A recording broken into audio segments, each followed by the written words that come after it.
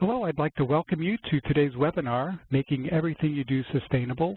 I'm Andy King, a training specialist with the Corporation for National and Community Service, and I'll be the host for this webinar. Joining me on this session are Bethany Dusablon and Joanne Lau from our partners at Education Northwest. They've helped us to prepare today's webinar, and they're managing our technology and producing the event. You'll see all of us in the chat and Q&A throughout the presentation to help get your questions answered and to provide you with support. So here's what we hope that you'll get out of today's session, our session goals. By the end of the webinar, we'd like you to be able to describe the relationship between capacity building and sustainability in the VISTA context. We also would like you to be able to identify some specific practices that you can use to make your efforts more sustainable. Also, you'll be able to brainstorm ways that you can transfer capacity to have more lasting impact on your VISTA project. And then finally, we'd like you to be able to identify some existing resources that can support your sustainability efforts. And as I mentioned earlier, as part of our agenda, we'll have time for your questions after we get through this part of the presentation. And now it's my pleasure to introduce you to our speakers for today. We're really delighted to have with us Sarah Gleason. Sarah serves as a consultant and a facilitator and has worked with the Corporation for National and Community Service and Peace Corps, as well as working with a variety of nonprofit, government, and community-based organizations. Sarah is part of the VISTA Pre-Service Orientation Facilitation Team, and she's also trained VISTA supervisors. Additionally, Sarah herself has been a VISTA supervisor, supervising a group of VISTA members in her organization. So, needless to say, Sarah has a lot of knowledge and experience to share with us. A little later on, we'll hear from one of your colleagues, a VISTA leader named Michael Frisella, and he's going to talk about sustainability as it plays out in his project. So, with that, I'm going to turn the session over to Sarah Gleason. Sarah? Hey, everybody. Thanks, Andy. This is Sarah, and as Andy mentioned, I work and also volunteer with a number of nonprofits and community-based and government agencies here in Minnesota. And I recognize a few of your names here in the chat from recent PSO blends. So I'm glad to be here today with you. I've seen in real life the difference that VISTAs can make, and I'm passionate about making sure that your impact is long-lasting. I believe you can do something every day of your VISTA year to make what you do sustainable. So let's start this out with a definition. What do we mean by sustainability? Now, there's a lot of different definitions. This one is really specific to the VISTA context. And in our context, sustainability is the ability of a program or an organization to continue engaging community stakeholders to meet the needs of the community efficiently and effectively through potentially changing circumstances and changing sources of support after the departure of the last VISTA member. So this is a definition that is big. It focuses on the overall VISTA project sustainability into the future after the VISTAs have completed their service. But for you, in your service year, the question is, how do you build up to that? If you want everything you do to be sustainable, you need to be thinking about sustainability every day. And I know you are, or you wouldn't be here with us today. So let's shift our focus for a moment from this broad definition and zero in on our individual efforts, the things that we do every day, and see how we can start there to build up to overall sustainability. And I want to look at that, how you can do that, by applying what I'm calling the sustainability lens. They're easier to wear than the lenses on this dog here. It's actually a series of questions that you can ask yourself about your day-to-day work as you're doing it today and every day. The first of these questions is simply, what if I have to do this again? the chances are that there will be some aspects of your service that are cyclical or that you'll need to do again before your year is out. So how can you make what you're doing now adaptable for use again in the future? Let's say, for example, you're doing a happy hour fundraiser with a silent auction. Of course, we hope any VISTA working on this would be keeping track of the businesses they've contacted with notes on whether they donated or not. But how might it be different if you knew you weren't planning just one silent auction, but several over the course of the year? Your request, your ask, is going to be different if you've got several opportunities for them to support your organization. They could donate items now or later, or give in-kind or promotional support for one event or for the whole series, and so on. You can think of how this might play out if you have to do this again. Secondly, you could be asking yourself, what if circumstances change? Because as we all know, circumstances can change, whether that's in your organization or in the community. And if they do, can your plan be adjusted easily? Can you adapt what you've done so far to the new circumstances and keep moving forward? Let's say your project is working on providing job readiness training and career counseling for 30 veterans.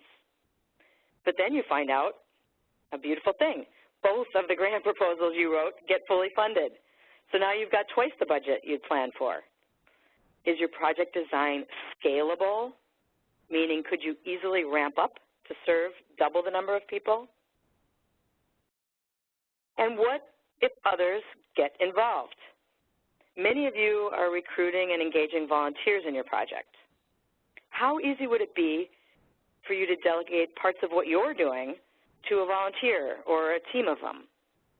Is your work organized in a way that you could pass along some responsibilities to someone else? If you were doing that silent auction, there's probably multiple roles you could break things down into. So you could hand over an outreach function, have a volunteer work on finding partners and soliciting donations, while someone else is working on a marketing role, advertising the event and social media, and somebody else could be sort of the event manager, working with the venue and focusing on setup and takedown. You get the idea. If others get involved, are you ready to facilitate that? And finally, what if I'm not here anymore? As much as you might love what you're doing, you know that your service year will come to a close on a particular date. And after that, it'll be up to someone else to keep your project moving forward. How easy will it be for that someone else to pick up where you left off? Are your contacts and your documents, your data, your reports, are they well organized? Are they accessible? Are they easy for that person to understand? Have you written down instructions for what you did and how you did it? With these sustainability lens questions, you can look at what you're doing week in and week out to see how you can make it more sustainable. Now we're going to take a chance to apply that sustainability lens. And for this activity, we are going to use that chat panel that you've all been using very nicely. Remember, you want to send your chats to all participants. So here's the situation. As it says on the screen, you have a list of partner organizations that are involved with your project, whatever that is. What can you do day to day to make this list more sustainable? Type in your thoughts about that. Send them to everyone. Think about changing circumstances. Some partners might leave, other ones might come. You might want to track different things over time about the partner's participation. So I see folks asking questions. How might you structure the list? What format might you use? How might you store it? What can you do in that concrete day-to-day to make it more sustainable?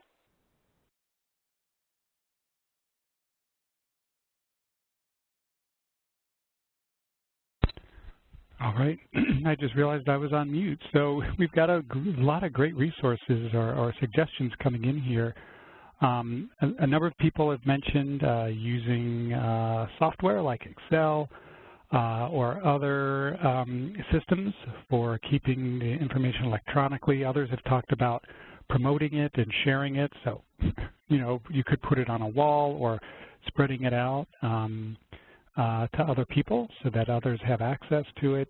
Then a number of you have talked about putting it on the cloud, you know, whether it's Google Docs or some other cloud-based system or something that's easily accessible by a number of different people. So, so lots of different suggestions here, but technology seems to be part of the solution here, but some of it is around strategy as well, you know, making sure that the right people know where it is and how to access it as well.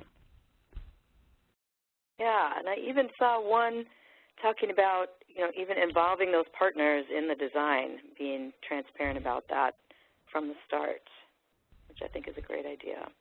Yeah, that is a good idea. All right. Wow. Thank you, everybody. There's so many good ideas here. I'm hardly even able to read them as fast as they're being typed in.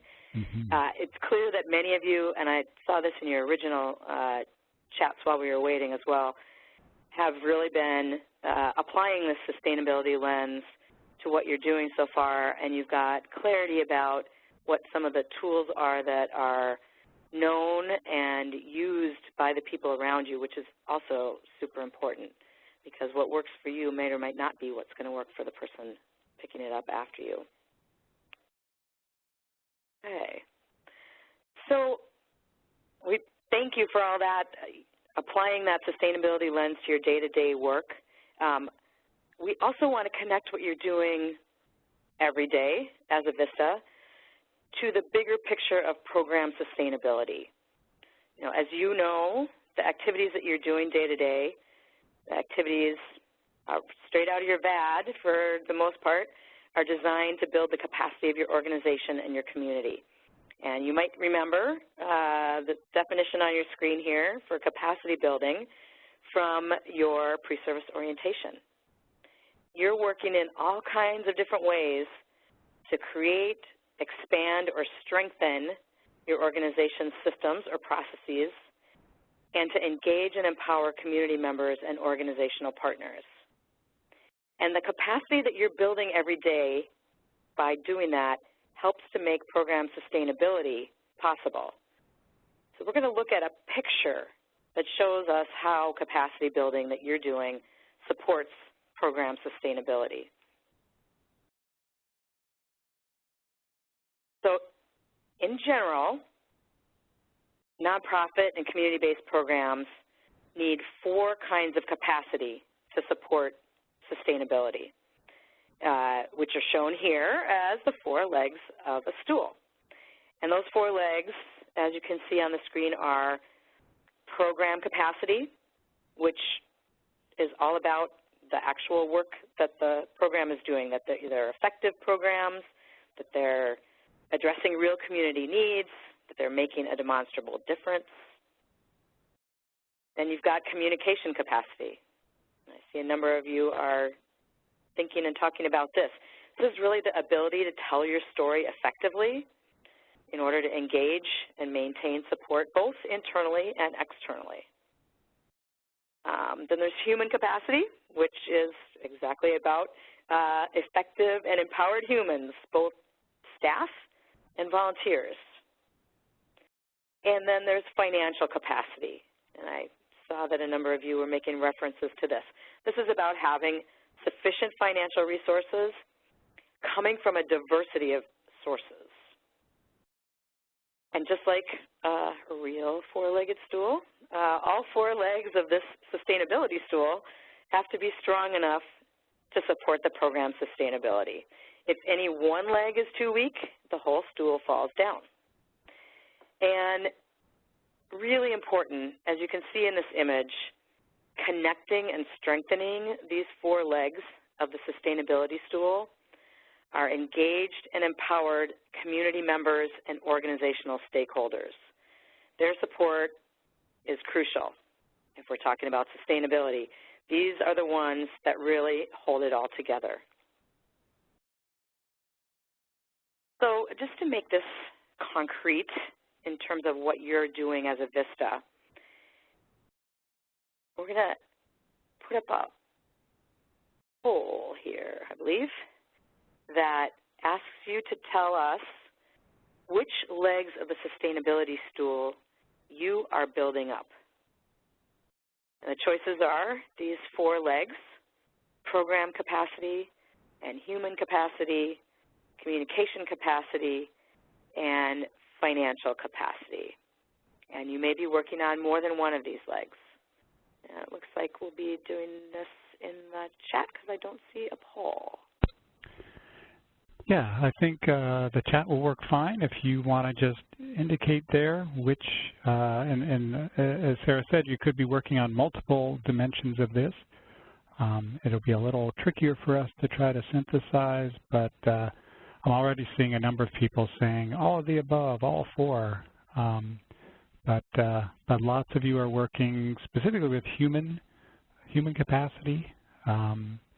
And there's programmatic capacity. I see that is very common.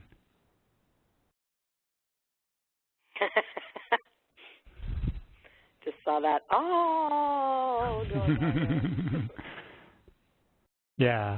Yeah, and you know, oftentimes VISTAs really are the Jacks and Janes of all trades. So it's a great opportunity to get to work in so many different facets of an organization. But it's also a lot of responsibility. Absolutely. Okay. So this is the theory, right? If you heard about this at pre-service orientation, the whole idea is that you as VISTAs focus on building up capacity, one or more of those legs of the stool, and that your work then leads to program sustainability, which all sounds good as a theory, but does it work in reality? So a few years ago, a large-scale study from a group called WESTAT looked at VISTA projects after their VISTAs were gone, and it found that actually, yes, the vast majority of programs that were supported by VISTA continued working to address the needs of the community after the last VISTA was gone, which is what we said the definition was. So let's look at a few highlights of the study. As you can see here on the screen, 84% of the VISTA projects were still operating 3 years after the departure of the last VISTA, and more than 90% of those projects had fully or partially achieved their 3 most important project goals. And you'll be pleased to know that project directors or staff that they spoke to, for more than 90% of those projects, reported that VISTA members were critical or very helpful in achieving program goals. So now I'm going to ask you to weigh in one more time, not the last time. I'm going to ask you to chat again to everyone. What factors do you think make a difference in a project's ability to be sustainable? You can just type those in and send them to everyone. You might think about characteristics of the organization itself, practices that the organization has in place, resources that support the project.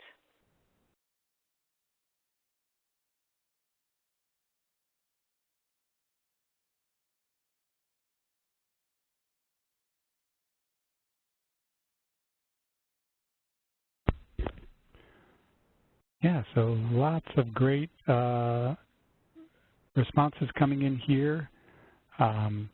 You know, buy-in, whether it's from stakeholders, staff members, community, resources, whether it's in, you know, money and equipment and space and having the talent and stuff necessary,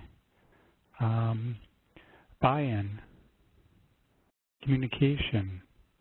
So these are all great, and many of you have noted them. Here's a great way to sum it up: solid relationships. So yeah, so you've got the trust and experience, you're communicating well, you're working together, you're providing that mutuality. That could all be summed up that way. Yeah, resources. Everyone's talking about resources.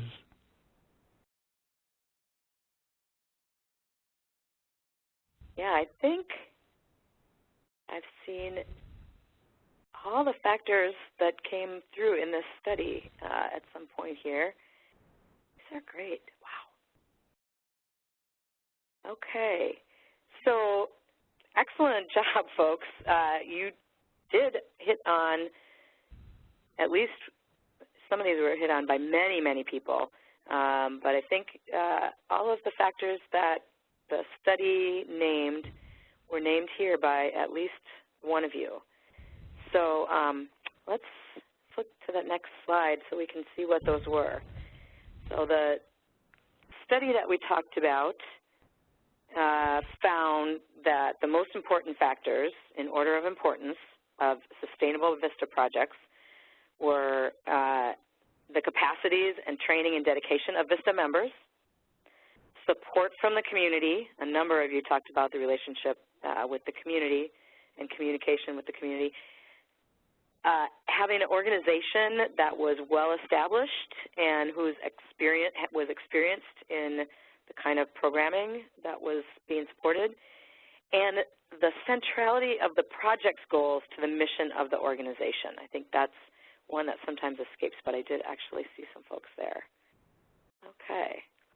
And if we sort of flip this around and look at it another way, the study also tried to name the factors of why projects weren't sustained, which is just sort of another way of looking at it, that those that weren't sustained most often named the reasons as poor organization or project management. We saw some of that in your comments. A lack of the needed resources, whether that was financial resources or volunteers. Definitely saw that in your chat. A lack of community support, which we've named both ways now, or a lack of organization support. And I just want to point out that all the reasons listed on this slide for programs not being sustained, these involve exactly the kinds of capacity that VISTA members are often working on building: internal systems and processes, volunteer and financial resources, community support, organizational support. So this, to me, really is just sort of concrete proof that you, VISTA members, have a profound effect on sustainability in the big picture. So now we're going to change things up a little bit and give you a chance to hear from someone who is bringing the sustainability lens to their everyday work in the field. All right. Yeah, and as Sarah said, our example from the field comes from the Western Arizona Council of Governments program, which is an AmeriCorps VISTA sponsor and an intermediary in Yuma, Arizona. Michael Frisella is in his second VISTA term with WACOG. He began his first year of service back in July of 2015. He was serving then as the Social Enterprise Development VISTA, and then he became the AmeriCorps VISTA leader for WACOG and its intermediary subsite organizations this past September. Michael?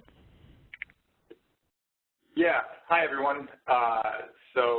Thank you to Andy and the AmeriCorps VISTA team for inviting me to share some of my examples on how our WACOG VISTA program implements sustainability principles and methods down here in Yuma. And Sarah, thank you. The more I hear about sustainability, the more it helps. The sustainability lens, four-legged stool approach. I really like learning about this stuff, and it provides me a way to go back to VISTAs that I support now as a VISTA leader and communicate those types of things. So my quick little elevator speech. Again, my name is Michael Frisella. I'm 29 years old from Arlington Heights, Illinois, which is a northwest suburb of Chicago. I earned a bachelor's in marketing from Marquette University in Milwaukee, Wisconsin, and then began my first VISTA year in July of 2015 with WACOG, again, as the social enterprise developer. And then, as Andy said, this past September, I became the VISTA leader for WACOG. So during my talk, I'll share my perspective on sustainability for VISTAs through a VISTA member timeline, and then share how I implemented sustainability efforts during my first VISTA year. So at the beginning of the VISTA year, we all received a pre-service orientation and then the subsequent on-site orientation and training. So one of the ways that our supervisor team and myself as a VISTA leader, during the on-site orientation, we build in the time to discuss project planning for sustainability. And what this looks like is the new VISTA member or members, supervisor and VISTA leader will get together, examine the VAD, the VISTA assignment description, and then determine the points of sustainability. So these points of sustainability, I call, they're really equal to the house, and they are the member activities in your VAD.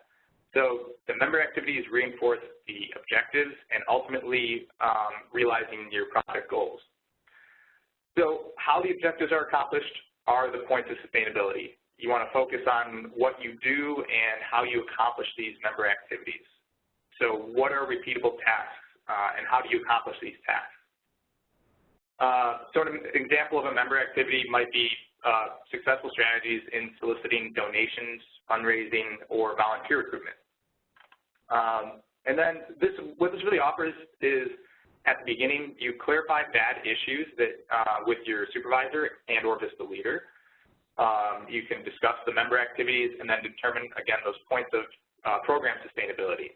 A perfect way to use the four-legged stool approach in determining those various areas. So you begin your VISTA year with a more clearly defined set of tasks to achieve the goals of the project. So then another thing, we encourage our VISTAs to get involved in the community from the outset of the VISTA year. I can't harp on this enough because this has been really key to making portions of my projects sustainable. So we're all part of a new community when we enter our VISTA year. If you're new to VISTA, you want to speak to VISTAs who came before you because these people are the wealth of information in terms of doing exactly what you're doing. And they're also part of the community that you're coming and joining. So they can introduce you to the right folks and jumpstart your project with their experience and knowledge. So you want to ask them what they would have done differently at the beginning of the year, knowing what they know now. So after I arrived in Yuma, I spoke to a VISTA at the City of Yuma Police Department, and he said when he began, he wished he would not have told potential partners and organizational staff members that he'd only be here for a year. Because for his project, that generated low enthusiasm, and people were reluctant to get involved. I imagine myself as, hi, I'm Michael Costello, I'm a VISTA. I have 1 year to develop and integrate a client referral system with you and your workforce development organization. Pleased to meet you, let's get to work. Who's going to do the work when I leave? How eager should I be to work on a project? These are like the things that that person might be thinking right now. So if I was that person that I just talked to, I doubt like my commitment to the project. I'm not saying don't say that because, I mean, the honest truth is we all, typically leave within a year or after the year, but just don't really lead with it. To get back to the community involvement, so how do you encourage the project to be sustainable amongst community stakeholders? One of the ways that I like to do in the trainings is encourage members to offer up their skills and talents by supporting local organizations. So get involved from the get-go, try something new, join a club, volunteer, get to know people in the community, and attend networking events. The people and organizations you meet will end up being some of your key project stakeholders. And it's really incredible what kind of opportunities open up when you show initiative in a new community. So with the what if then else flow chart that you see there, that's borrowed from conditional computer programming, which I started studying for a minute. But it provides a solid sustainability framework, which you can build in redundancy and contingency plans by considering the what-if scenarios. So, for instance, what if you realized your funding goals? Congratulations, you've reached the final level. It's about to celebrate. But the else is, so if you fell short of your funding goal, implement alternatives, organize fundraisers, solicit in-kind donations, or write additional grants. The else creates a new set, and everything ends up leading to the end result still, which is a fully funded project. So consider additional scenarios. What if you were sick the day of a volunteer event? You left the organization early. The point of contact that you've been working with at Partner XYZ left. Or for instance, like this morning, my computer crashed and I didn't know what to do and I thought I lost all my information, which was scary. So in the transition, you want to consider what are you going to leave behind. You'll want to provide a smooth handoff, and so what does that look like? And you all put in the chat, things like Google Drive, resource logs, the binders with the information, contact information or contact sheets, next steps, procedures to follow, how-to guides.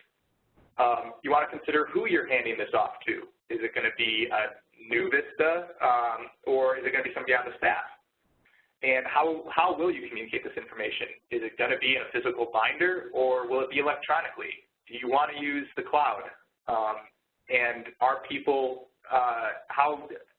some people in your organization might not know how to use the cloud, and you have to consider that. As younger generation, we tend to gravitate towards using technology along those lines, but you have to realize that some people just need to be coached along with that and provide that information. So let's look at the timeline through myself as a starry-eyed, fresh out of college business major from the Midwest.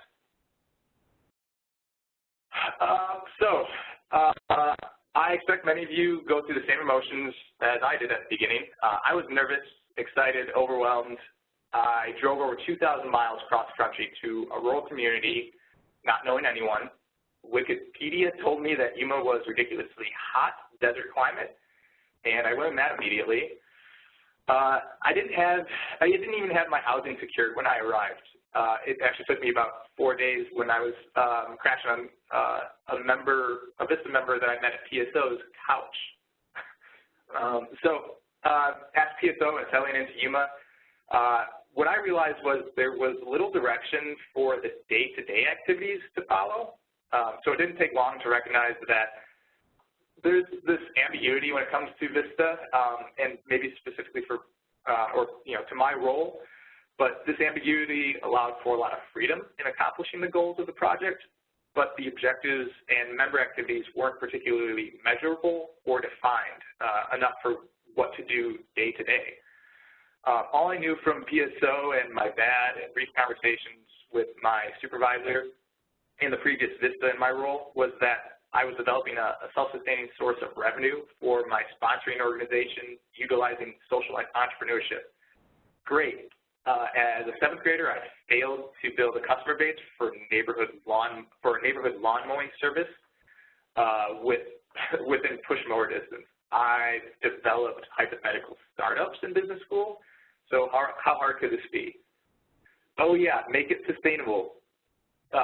Business school and research tell me that 9% of all startups fail. 50% of new businesses will fail within 5 years. The majority of new businesses are not profitable for the first 3 years. And then according to a Harvard Business Review, 70% of social enterprises lost money.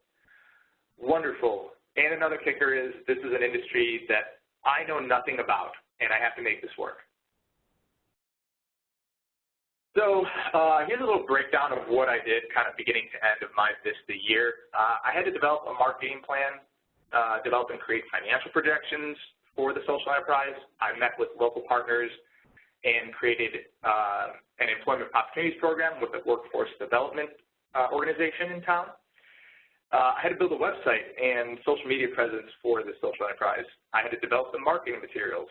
and then present these findings and this information to the board of directors at my organization, and then make recommendations for next steps and ask for support through funding. And then I had to make it a legit business by getting the necessary paperwork, files, licensing, IRS, all that tax stuff. So again, all this with an industry I know little about, and Wikipedia is my go-to for something I don't know anything about, and it can only tell you so much. And this, again, has to be sustainable. Okay, I can do this. The mountain of student debt and a piece of paper with my name on it says I can do this. I moved across the country to do this. It's going to be difficult to go back. Okay, so the breakout time is over. I'll share some things I did to create sustainability for myself during my VISTA year as a social enterprise developer, and then I'll talk briefly about sustainability efforts for my sponsoring organization, WCAG's VISTA program, as the VISTA leader. So I'm a big fan of to-do lists, and this is a screenshot of Microsoft Excel's to-do list template. So any one of you, as long as you have Excel, you can access this. So this became my daily working bad activities. Each box, it may be hard to see, I apologize, but each box will have really the goal. So develop a staffing plan, evaluate financials, develop a marketing plan. And these correspond to the goals and the objectives, right? So the day-to-day tasks needed to accomplish these are listed below each of those goals and objectives. So this provided me a way of organizing and maintaining status deadlines and also the necessary handoff and follow-up plans. This also offered my supervisor and I agreed upon daily activities for me to focus on. Our weekly meetings consisted of discussing the status of various goals, objectives, and activities, primarily utilizing these documents, or this document. Also want to just throw in, consider what you would put on your not to-do list as a VISTA, because some activities that maybe the previous VISTA did, or they may be inefficient, they may be efficient but ineffective. So trial and error during your year will lead to this not to-do list, and you don't want to pass on ineffective methods that produce little results. So for a house to be sustainable, it needs a strong foundation. For me, the to-do list, along with my VAD, were the foundation to my service year beginning and developing a sustainable social enterprise. So I mentioned, get involved in the community. At the beginning of my year, I attended a networking event for nonprofits, and the Yuma Community Theater was presenting and looking for volunteers for the upcoming show. This all led to me somehow being placed as a sound technician for a fall musical, and then I was encouraged to audition with no theater experience prior to coming to Yuma. I was encouraged to audition for a winter-spring play this past year. So, yeah, that's me in the Yuma sun. So when I say get involved in the community, I think it's really important to connect with people really quickly in a new community. You can get involved in any interest that you have or try something new. PSO, it provides real people to connect with and interact with. Prior to and upon arriving in Yuma, I noticed there was a lack of advertising resources on Yuma, and particularly the VISTA program that I was joining at WCAG. So I felt that there was a disconnect with that. And as a marketing professional, I was able to kind of pinpoint some of these gaps and decided to begin building an awareness program. So the other screenshot that you see there is, I want to encourage you to dream a little bigger and help build that VISTA program that you're at. So one of the ways that I looked at this was developing a YouTube channel that would showcase the VISTAs that were about to leave at the end of their year, and showcase what they did, and showcase things that they did in Yuma and what they liked about Yuma or the neighboring counties that we serve. So this is a stellar recruitment tool that I use now as a VISTA leader. And if somebody asks a question on health and wellness coordinator for Yuma, I can send them, hey, here's 2 health and wellness coordinator YouTube videos for people that did it before you. Why don't you take a look at what they've done? There is a link available, but you can just type into YouTube AmeriCorps VISTA Service Year Reflection and Experience, and should be able to find that. So, moving on. I altered my to-do list to be an implementation plan, and so it's just a modified version, and I created it for the social enterprise, which is meant to further development and next steps of that social enterprise. The board of directors, along with my supervisor and key stakeholders, are aware of the next steps because I had a meeting with them. So you want to make sure that the people that need this information, have it. So some of the main differences I changed here were I changed the status to be percentage based, so it's not just nothing's been done or it's completed. Maybe it's only 50% done, and you put what needs to be done in the notes. And then I also included a column for responsible party, so that the responsible party would come in and ensure that we know if it's going to be me and a coworker at the organization, me and maybe another VISTA that might help me write a grant, or somebody at another organization that needs to complete something for this to be successful. So we can move on to the next slide.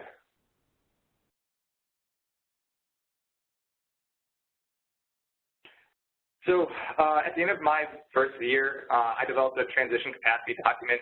You can call it whatever you like, resource log, resource binder. But what I put in here was the immediate next steps for, in my case, I knew that the next person coming in would be a VISTA. So the immediate next steps for the VISTA, admin resources. That includes things like login and password information, for things like logging into the website and ensuring that you have the admin rights. The online resources that I used, folks at the Workforce Development Organization and other partnerships, so their contact information. And then just additional contact information for people that I work with on a day-to-day basis. Passing this information along really helps with the next incoming VISTA. And then one of my favorite quotes is by Newton, I have seen further than others. If I've seen further than others, it is by standing upon the shoulders of giants. So you want to imagine that the next person that you're passing this along to will stand on your shoulders. You don't want to dig a hole for them, and sometimes some things you look at you're coming into, you may feel like you're in a hole and you have to crawl out of it as a new VISTA. But just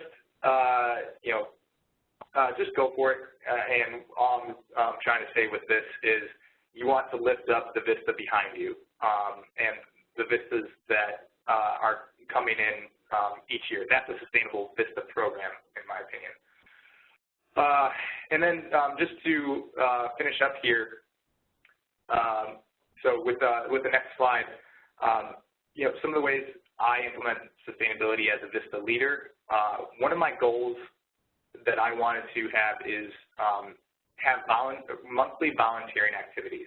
Get the VISTAs out of the office, do a little direct service with a nonprofit or a public agency, and just get some awareness out there about who VISTA is.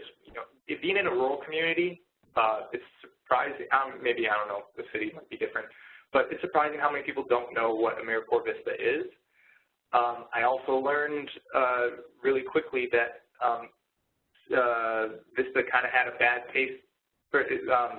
The program had a bad taste in people's mouths when I came out here. So we kind of had to fight back, or not fight back, but had to change the tune and start doing some things differently. So we've done a number of volunteering activities, aside from the MLK Day that's coming up, or the 9/11, which are great things to do, but you also want to recruit folks from other nonprofits or clubs or public agencies, businesses to come in and volunteer with you. It's a great way to network and meet folks, again, that maybe become part of your project. Achieving through outreach. Things like media. Reach out to the local newspapers. Talk to folks at the radio. We have a sister organization for NPR down here that I reached out to. They're interested in doing a story on AmeriCorps VISTA. I reached out to the Yuma Sun, and they'll write a story about you. Get yourself out there. If you're like me and I'm looking for VISTA Summer Associates,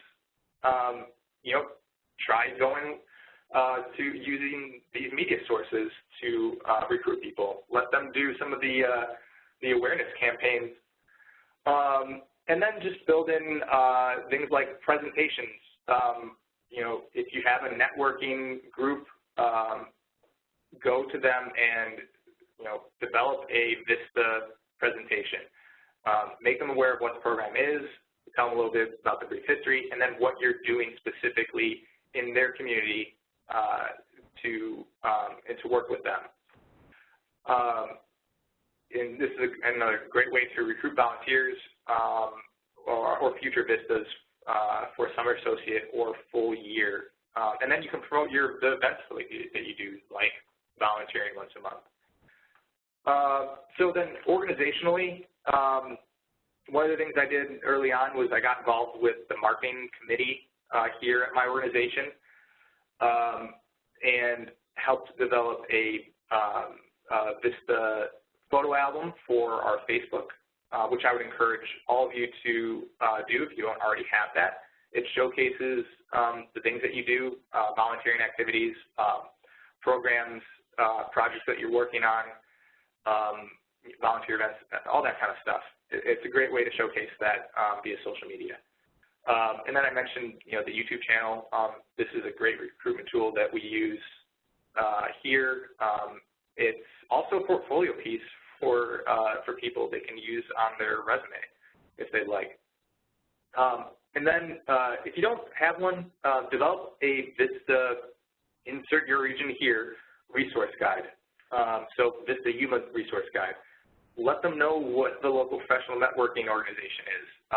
Give them information about the DMV, gyms, top things to do according to VISTAs. You want to support the VISTAs coming in and let them know things about, housing recommendations, travel reimbursement. Like you want to give them the leg up so that they can jumpstart their VISTA year. And that's all streamlining their process. Just to recap, sustainability is leaving your mark so that others can follow your path. You want to lift these people up, the VISTAs up. Like I said to John Newton, if I had seen further, it is by standing on the shoulder of giants. So if I wanted a VISTA to be the most effective person that they can be, define what is necessary for the foundation of their well-being, and then allow them to focus on their project. Ensure that the challenges you face throughout your service year are minimized with the proper regional resource guides, project policies and procedures, media contacts, marketing materials. Set them up for success. So in closing, I welcome any and all comments and questions outside of this webinar. You can absolutely connect with me on VISTA Campus, Facebook, the more people in my circle, the more I can learn from you all. And I love seeing what VISTA members and leaders are doing across the country. So please do connect with me. And again, thank you, Andy and Joanne and everyone for inviting me to be on this sustainability webinar. Wow, thank you, Michael. There's a ton of thank yous coming at you in the chat as well. And I'm going to try to move us through the remaining slides pretty quickly so that folks can actually have a chance to ask you questions right here and now, although I love that you're open to communicating afterwards as well. So, as another way that we talk about capacity building in VISTA is that it is about the transfer of knowledge and products and relationships that you're building in this year, passing them on, as Michael so ably talked about, some ways to do that. So I'm going to ask you to do a little bit of self-assessment, and then we're going to share a few more ideas for ways to do that. So if we could just shift to the next slide. There's our poll. I want to ask you to just answer one simple question. At this point in your service, do you know yet who will carry on your work after you've left your service site? This might be another VISTA who's coming after you if you are not the last VISTA.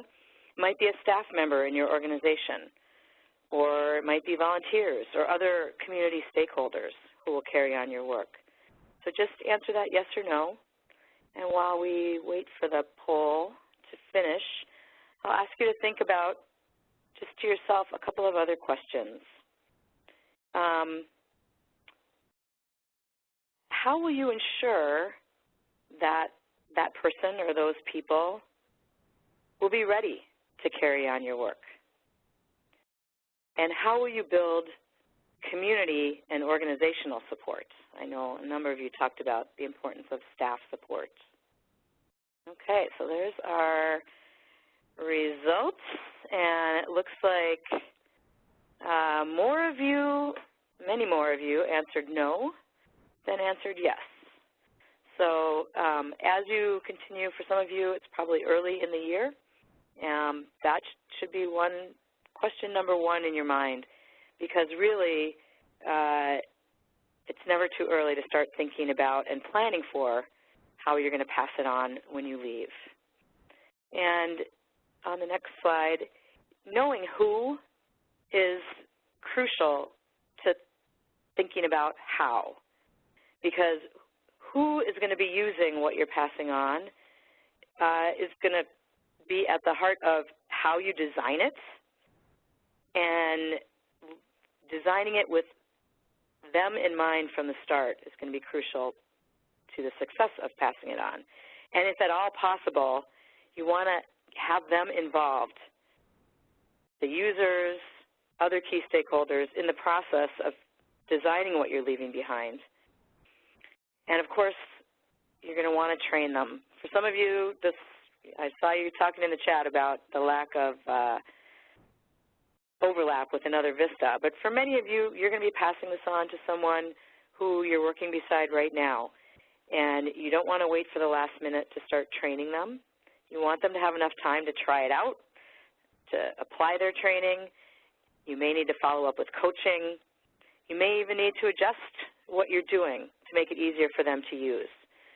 So we're going to spend a little time together now generating a few more ideas for different ways of transferring those knowledge, products, and relationships that you're building. So I'm going to ask you first to think about what you're doing now. And we're going to do this in those three kind of buckets: knowledge, products, and relationships. So first, thinking about knowledge. Let's use the chat function again. What are you doing now to transfer the knowledge that you're building during your VISTA year?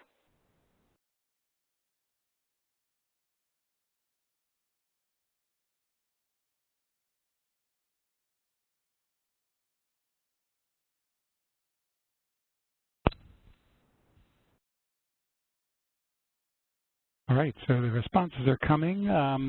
Some folks, of course, as we talked about earlier, making contact lists, partner lists, timelines and work plans, and keeping track of what's done and when it was done. So sort of like the project management tool or the to-do list that we saw. Working with the people who are actually going to be carrying on the work later on so that they'll have some firsthand experience with it. Wow. Now they're coming in fast. Yeah. And I see lots of documentation, documentation, documentation. Yeah, that's really key. So you can keep on typing in there, and I notice that you all are really getting a lot from one another in the chat, so you can continue that conversation. I'm going to name just a couple more that I don't think I've seen so far, although I may well have missed it, and I apologize if you've named this already. But if we could shift to the next slide. A couple of other ways to transfer knowledge. You might be doing something like an asset map. I think this is a kind of tool that a lot of people have found useful for transferring knowledge, something that catalogs and represents assets and capacities that you've identified so they can be connected and built on by others. Stakeholder analysis sometimes is a way to take the knowledge that you've gained and sort of documenting and passing it on. You've talked about documentation and making sure that's accessible to folks, lots of different ideas for kinds of ways to make that accessible to people. And then I just want to name presentations. Again, I know that some of you realize that one of the keys here is making sure that your organization understands the importance of what you've done so that they will carry it on. So making presentations to organizational leaders and staff that connect your work to their goals and their sustainability. And identifying or creating opportunities to share what you've learned with the community as well, with partners, with potential supporters, or the end user community. Okay, so let's, what is meant by stakeholders, right? Anybody with a stake in what you're doing. So that might be people living in the community you're serving. It might be other organizations you're working with, people who are supporting your work, lots of different folks that could be considered stakeholders. Okay, so let's, I'm going to ask you to, there we go, chat about products. What are you doing now to transfer products that you're building? Right, and there's a lot of overlap here with knowledge, but some of you, sorry, not just vampire hunters, that's right. Some of you are building concrete pieces that you're passing on, whether those are curricula or databases. What are you doing now to transfer those?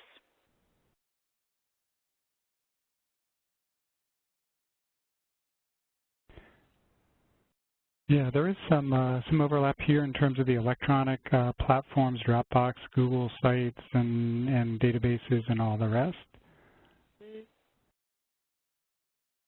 Yeah, here's one. Create a body of work that lives on the website. How great, because then not only is it visible to people internally, but your external partners and consumers or clients can access it as well, general public.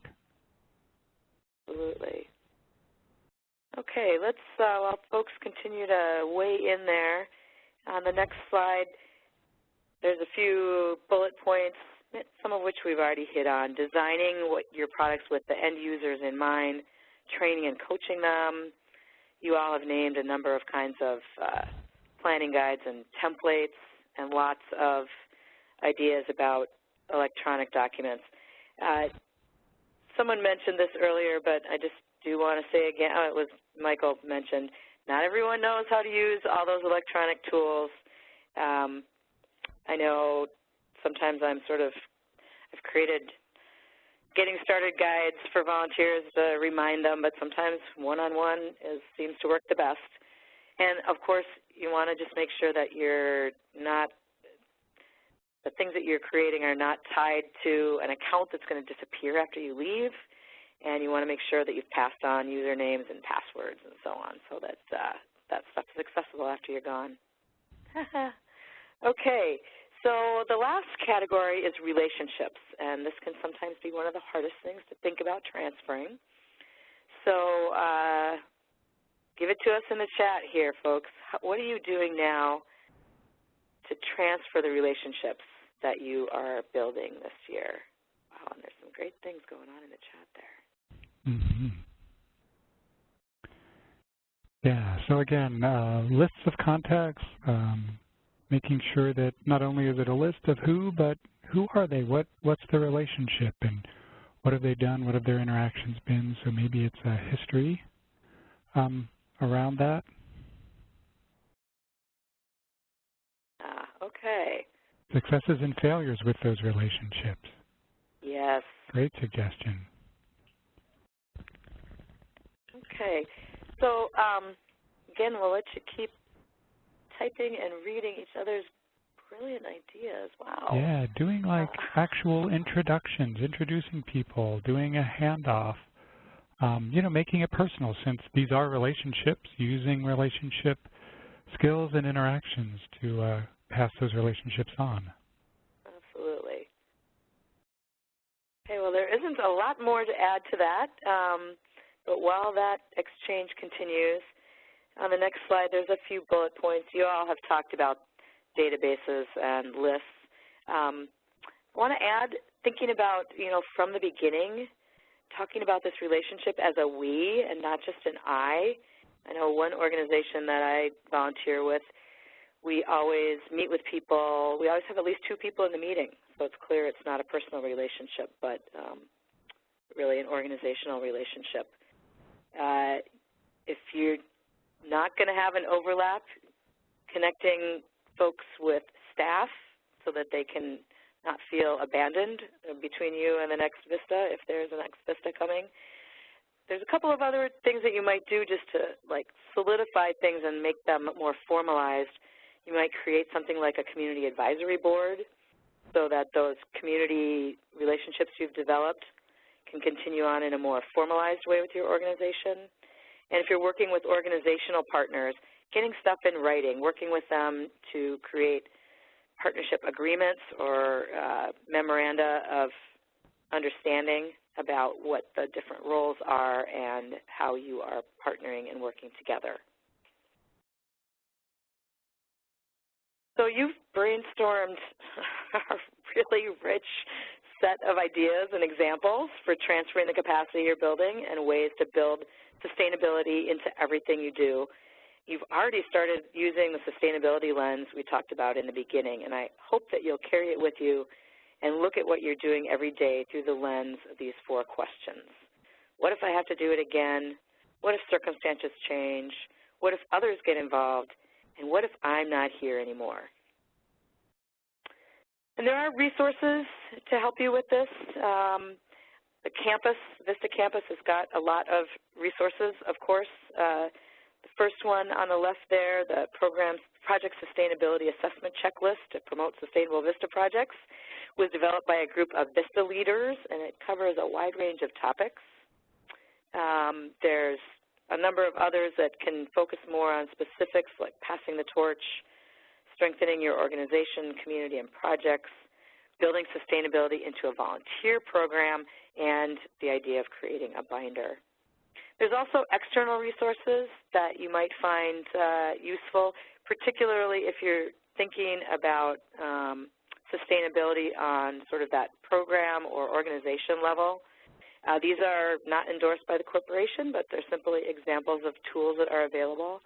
The first one you see listed there, the Program Sustainability Assessment Tool, was originally developed for public health programs, but it really could be used by any community-based program. The website's got the assessment tool, it's got planning templates, sample action steps toward program sustainability, and lots more. The last one that's listed there is really focused on organizational sustainability, but we think that the link is not working, so I'm not going to say any more about that until we know you can actually access it. So keeping sustainability in mind in everything you do is exactly what it takes to ensure that the impact of your VISTA service will last far beyond this year. I've got a few ideas here about next steps. You'll probably have ideas of your own. Of course, applying those sustainability lens questions to whatever you're working on this week. Start there. Making a list of the capacity, the knowledge, the products, the relationships that need to be transferred so you can begin to think about to whom and how. You could review some of these resources that we've mentioned, start to make a plan. And we held a webinar on sustainability for supervisors this year that if your supervisor is interested, if they missed it, you can encourage them to view the recording that lives on the VISTA Campus webinars page for supervisors. So thank you all for everything you're doing and for your super active participation in this conversation today. All right. Thank you, Sarah and Michael. Don't go away. We're going to have a lot of questions for you, I'm sure. But before we get to the Q&A, we want to know what you, our participants, thought. So we've opened up an evaluation poll on the right side of the screen. 10 simple questions. You'll need to use the scroll bar on the right to scroll down and see those questions.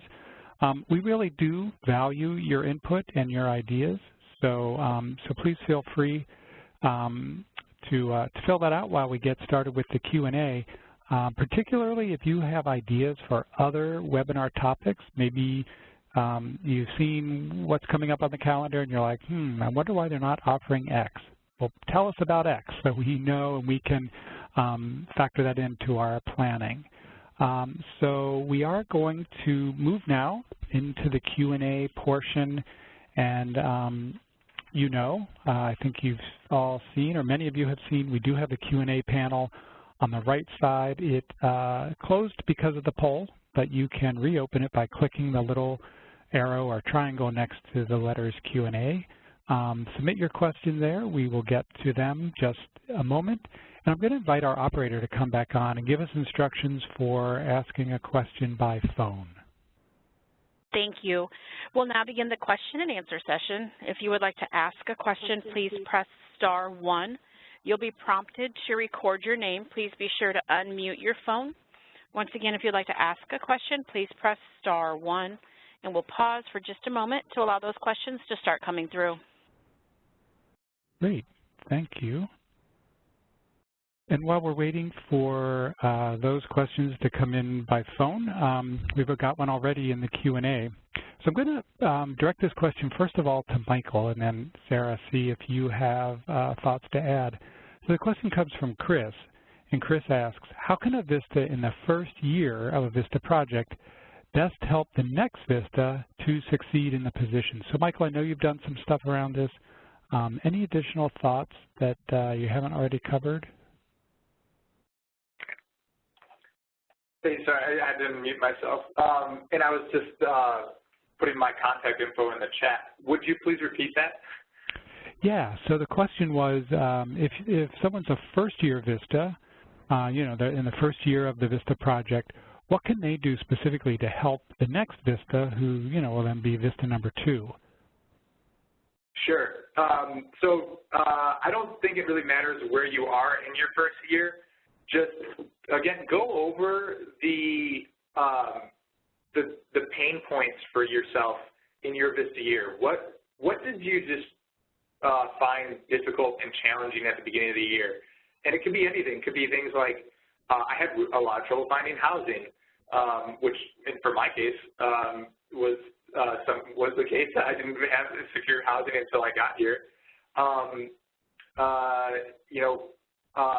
Providing things like where the DMV is, where the Social Security office is. Like, I wanted to register to vote. I didn't know what I needed to do when I got here exactly.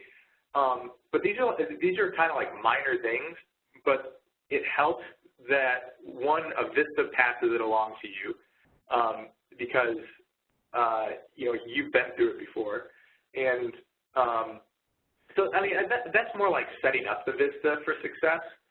Within the project, like I said, the VAD is very,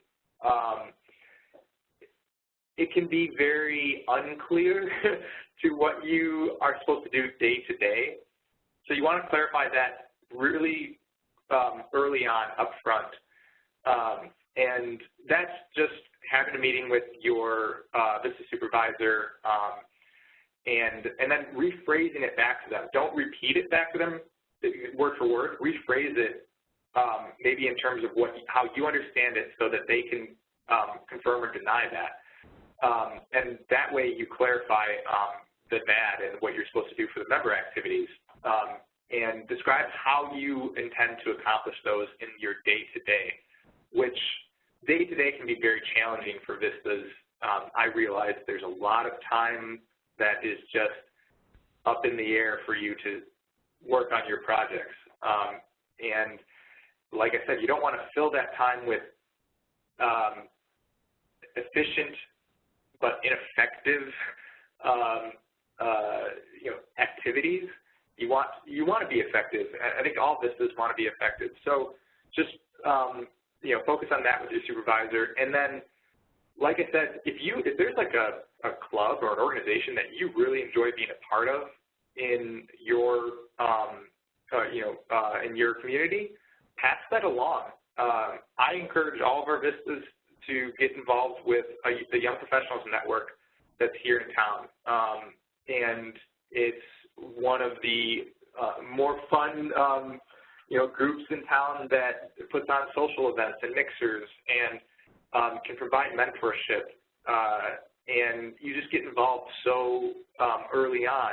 So pass that along to the next VISTA coming in. And that's kind of part of that, that resource guide, so that when you pass along the resource guide of your region or the community, they can add to that, and other VISTAs can add to that. So it's just a continuous build-on approach for the VISTA program. All right. Thank you, Michael, for that. Next up, Elizabeth asks, are there any specific resources that you would recommend for curriculum development to be sustainable? And Sarah, maybe I'll point this one to you since I know you do a lot of training work. That is a good question, and I am not sure, honestly, off the top of my head about specific resources I would recommend. I'll say a few words about the question more generally, and maybe actually some of those folks from Ed Northwest might have some ideas about specific resources that they could throw in here. One thing I would say about curriculum development and sustainability is sort of what I would say about a lot of these things.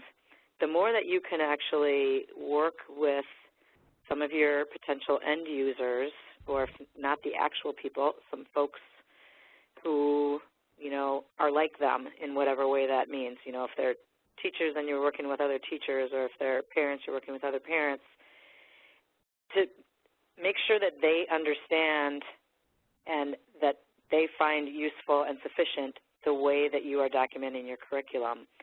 I know, for example, when I'm working with someone that I work with regularly, a lot of shorthand happens, and I don't explain everything. And the thing that we have then as our training curriculum, would it be very understandable to someone else? And the more that you can create something that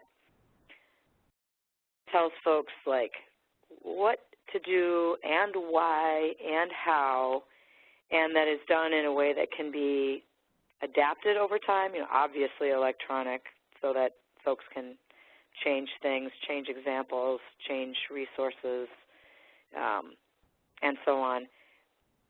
I think that the key here, like with anything, is making sure that what you're building and leaving behind actually makes sense to and is usable by people who are going to use it in curriculum development or in anything else. All right, that sounds like good, solid advice. Let's go to the phones and see if we have any callers with questions. Yes, we do have a question from Victor Shamal. Your line is open. Yes. Hi, Victor. Hello. Can you hear me? Yes. Yeah, go ahead. What's your question? Unfortunately, at the VISTA site where I'm working at today, the internet went down in the middle of a webinar, and I have resorted to using the phone. Will I still get attendance for this? Okay. So we don't track your attendance on these monthly webinars. They're all optional, elective. We think it's a good idea if you want to track your own attendance so that you can then share with your supervisor what your professional development activities have been. But we don't do an official attendance report. Sure. Okay. Thank you. Yeah, you're welcome. Thank you.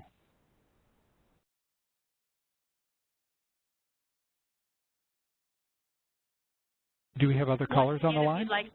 I'm sorry. Once again, if you'd like to ask a question, please press *1 and record your name.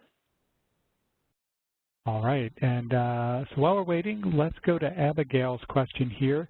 She says, nonprofits need to move away from paper, binders, and so forth as a sole means of documenting. VISTA should know more about technology. How do we bring the nonprofits into the real world, and how do we handle any resistance we might encounter? Because likely there will be some resistance, and I'm guessing she means there to resistance to adopting new technologies for documentation. So, Sarah, any thoughts about that? Yes, I do. So I would say that I would approach this like any kind of organizing effort. Anytime you're trying to make change, you first want to try to clarify what it is you're hoping to do and why, what would the benefits be, and then to gather your allies. You alone as a VISTA in the organization, you need others with you in this.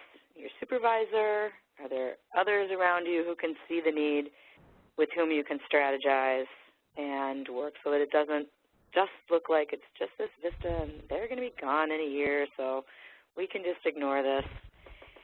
The other thing I think, I definitely agree that there will be resistance. Making, in whatever way you can, and this is often a very hands-on kind of a deal, through show and tell presentations, through one-on-one, sitting down with folks and walking through, helping. People are just afraid. They think it's going to be complicated. They think they're going to mess things up, irreparably. The more that they can see and actually experience that it's not only not so hard, but there's brilliant benefits that come with technology. But that really is going to mean that, you need to be the one to help show them the way, show them how it can work for them, and that takes patience when you're working with people who are new to technology and maybe resistant. But I really do think it's a people issue that can only be addressed people to people. Yep, absolutely. Let's see. Evan asks, what if you are presumably the last VISTA in your program? I guess this project's been around for 3 years or maybe a little bit more and ready to wind up. So if you're in that situation, you're the last VISTA, what helps to justify the institutionalization of your role, the VISTA role?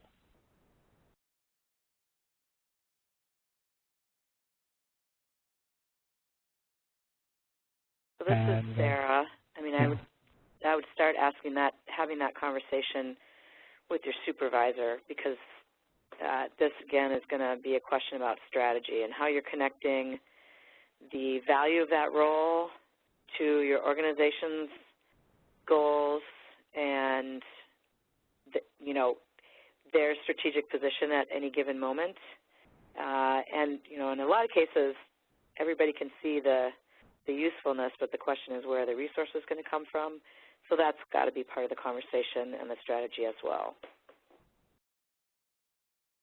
Yeah, indeed. And Michael, I don't know if you have any additional thoughts about that. Hey, just got to take myself off of mute again. So if you're the last VISTA in your program, yeah, I mean, you got to now realize who you're transitioning to.